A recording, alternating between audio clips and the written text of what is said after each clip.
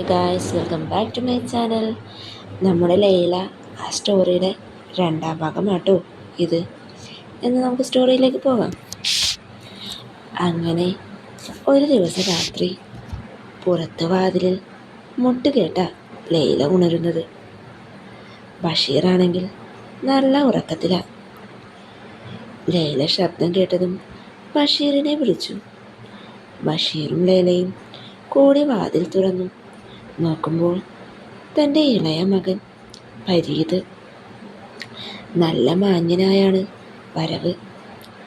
വാതിൽ തുറന്നതും ബഷീറിനെയും ലൈലയെയും നോക്കി ചിരിച്ചു. അകത്തു കയറി വാപ്പയായ ബഷീറിനോട് ഇനി മുതൽ താൻ നല്ല കുട്ടിയായിരിക്കുമെന്നും പറഞ്ഞ് അവൻ റൂമിലേക്ക് നടന്നു.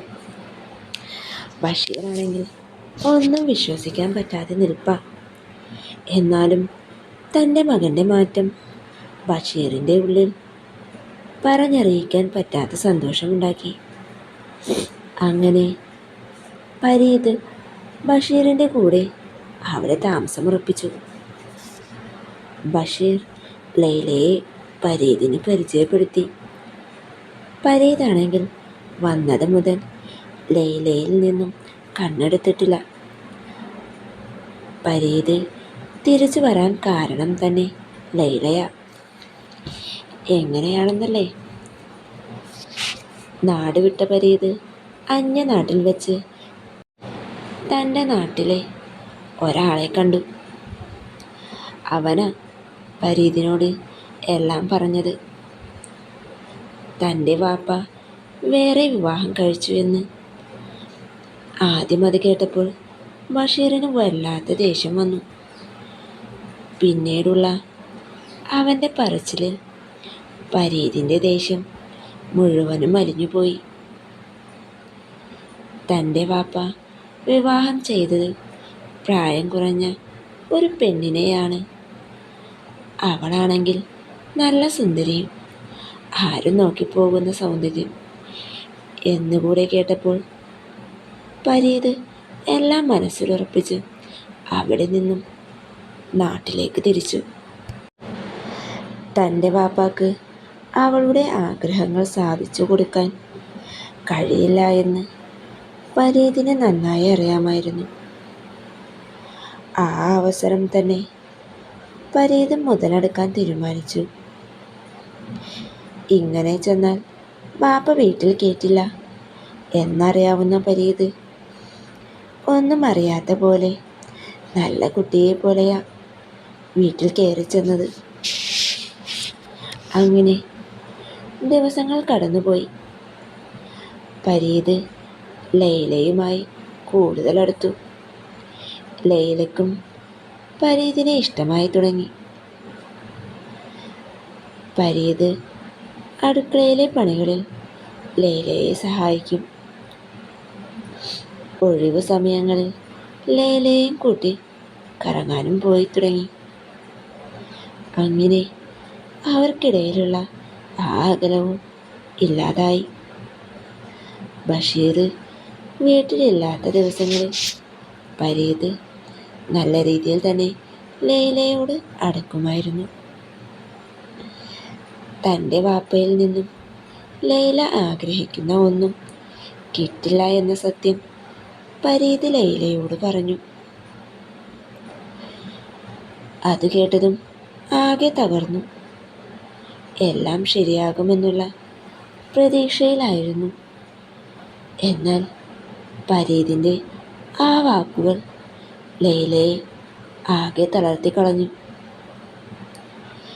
എന്നാൽ ആ അവസരം മുതലെടുത്ത ഫരീദ് ലൈലയോട് നിനക്ക് വേണ്ടത് ഞാൻ തരാമെന്നും ആരും അറിയില്ല എന്നും പറഞ്ഞ് ഫരീദ് പറഞ്ഞത് കേട്ട് ആദ്യം ലൈലയ്ക്ക് ദേഷ്യമാണ് വന്നത്. ഒന്നും മിണ്ടാതെ ലൈല അടുക്കളയിൽ നിന്ന് ഇറങ്ങിപ്പോയി. അന്നു രാത്രി ലൈലയ്ക്ക് ഉറങ്ങാൻ കഴിഞ്ഞില്ല. തൻ്റെ ഭർത്താവ് ഒരു പാഴ്ത്തടിയാണെന്നുള്ള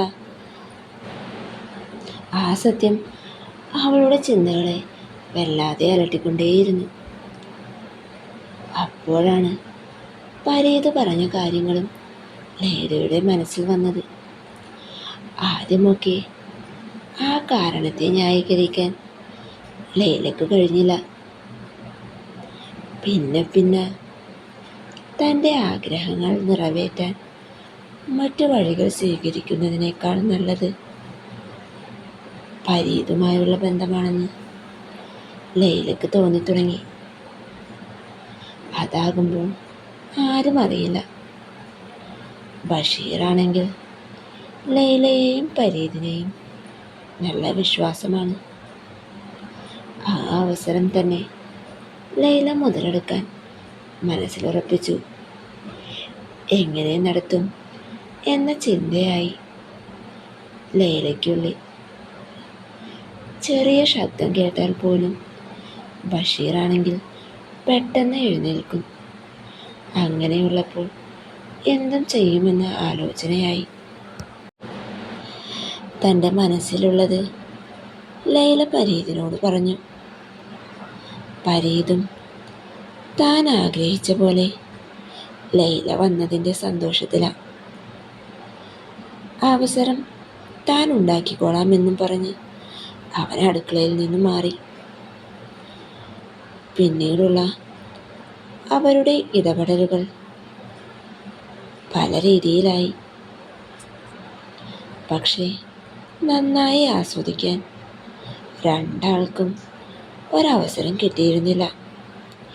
എപ്പോഴും വീട്ടിൽ ബഷീർ ഉണ്ടാവുമായിരുന്നു. ബഷീറിൻ്റെ കണ്ണ് വെട്ടിച്ച പരീത് കൂടുതലും ലൈലയുമായി അടുക്കാറുള്ളത്. ബഷീറാണെങ്കിൽ മിക്കപ്പോഴും റൂമിൽ തന്നെ ഉണ്ടാകും. ചെറിയ ശബ്ദം പോലും പെട്ടെന്ന് ബഷീർ ശ്രദ്ധിക്കും. അതുകൊണ്ട് തന്നെ ആകെ ബുദ്ധിമുട്ടായിരുന്നു. അങ്ങനെ ഒരു ദിവസം രാവിലെ ബഷീറിന് ഒരു കോള് വന്നു. തൻ്റെ പ്രിയ സുഹൃത്ത് വറീദ് മരണപ്പെട്ടുവെന്നായിരുന്നു. അത് കേട്ടതും ബഷീർ ആകെ ഒന്ന് വെട്ടിവിറച്ചു. എന്നിട്ട് പെട്ടെന്ന് തന്നെ ലൈലയോട് കാര്യം പറഞ്ഞ് ബഷീർ വീട്ടിൽ നിന്നും ഇറങ്ങി. ഇറങ്ങാൻ നേരം താൻ വരാൻ താമസിക്കും, തന്നെ കാത്തിരിക്കണ്ട എന്നും ലൈലയോട് പറഞ്ഞു. എന്നിട്ട് ബഷീർ വേഗത്തിൽ തന്നെ വണ്ടിയെടുത്ത് അവിടെ നിന്ന് പോയി. ബഷീർ പോയതും വാതിലടച്ച് ലൈല നേരെ ചെന്നത് പരീതിനടുത്തേക്കാണ്. പരീതാണെങ്കിൽ അപ്പോൾ നല്ല ഉറക്കത്തിലാണ്. പരീത് ഉറങ്ങുന്നത് കണ്ടപ്പോൾ ലൈല ഒന്നും മിണ്ടാതെ അവിടെ നിന്നും അടുക്കളയിലേക്ക് പോന്നു. എന്നാൽ ഈ സന്തോഷം പരീതിനോട് പറയാഞ്ഞിട്ട് ലൈലാക്ക് ഒരു സ്വസ്ഥതയുമില്ലായിരുന്നു. പെട്ടെന്ന് തന്നെ വീണ്ടും ലൈല പരീതിൻ്റെ റൂമിലേക്ക് ചെന്നു. ഉറങ്ങിക്കിടന്ന പരീതിനെ എഴുന്നേൽപ്പിച്ചു. ലൈല ആ സന്തോഷ വാർത്ത പരീതിനോട് പറഞ്ഞു. പരീതാണെങ്കിൽ ഉറക്കത്തിൽ നിന്ന് എഴുന്നേറ്റതേയുള്ളൂ. ലൈലയുടെ ആ വാർത്ത കേട്ടപ്പോൾ പരീതിന് എന്തെന്നില്ലാത്ത സന്തോഷമായിരുന്നു. പിന്നീട് പരീത് ഒട്ടും താമസിച്ചില്ല. ലൈലയുമായി പരിപാടികൾ ആരംഭിച്ചു. അന്ന് രണ്ടാളും നന്നായി പലതും ആസ്വദിച്ചു. ഇത്രയും നാളും അടക്കി വെച്ച ആഗ്രഹങ്ങൾ ലൈല പൂവണിയിപ്പിച്ചു. പിന്നീടുള്ള ഓരോ ദിവസങ്ങളിലും ബഷീറിനെ കാണാതെ അവർ പലയിടങ്ങളിൽ വെച്ച് അവരുടെ പല പരിപാടികൾ തുടർന്നുകൊണ്ടേയിരുന്നു. ആരും അറിയില്ല എന്നുള്ളത് രണ്ടാൾക്കും അറിയാമായിരുന്നു. അതുകൊണ്ട് തന്നെ അവർ എപ്പോഴും ഒന്നിച്ചായിരുന്നു എല്ലാം ചെയ്തുകൊണ്ടിരുന്നത്. അടുക്കളയിലും മറ്റു ജോലികളിലും പരീത് ലൈലയെ സഹായിക്കുന്ന പോലെ ലൈലയുടെ കൂടെ കൂടി കിട്ടുന്ന അവസരങ്ങൾ നന്നായി മുതലെടുക്കാനും തുടങ്ങി.